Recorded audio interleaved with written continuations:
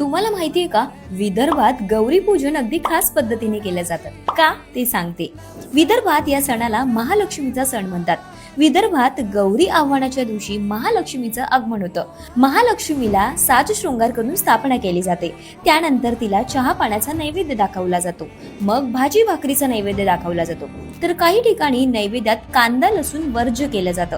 महालक्ष्मी पूजनाच्या दिवशी पंचपक्वानांचा नैवेद्य अर्पण केला जातो.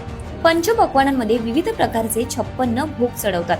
यात मोदक, पुरणपोळी, अळूची भाजी, उडीद मुगाचे वडे, कोशिंबीर, चटण्या, खीर, भजी, कढी, आंबील, पंचामृत आणि 16 भाज्यांपासून तयार केलेली भाजी, तसेच कटाची आमटी, लोणचे, भात, वरण अशा विविध पदार्थांचा महानैवेद्य दाखवला जातो. सर्व पदार्थ केळीच्या पानावर ठेवतात. तसंच मोदक, करंजा, सांजोऱ्या, वेणी फेणी यांचा फुलोरा महालक्ष्मीला चढवला जातो. अनेक ठिकाणी तो डोक्यावरही बांधतात. तर काही ठिकाणी त्यासाठी महालक्ष्मीच्या वस्त्रांमध्ये खास जागा करून तिथे बांधून ठेवतात. विदर्भात महालक्ष्मीसाठी आंबील पदार्थाला सर्वाधिक महत्व आहे. संध्याकाळी महालक्ष्मीची आरती केली जाते. आरतीनंतर सर्व दारे खिडक्या बंद केल्या जातात आणि महालक्ष्मीला जेवायला वेळ दिला जातो. तोवर घरातील सर्व मंडळी बाहेर असतात.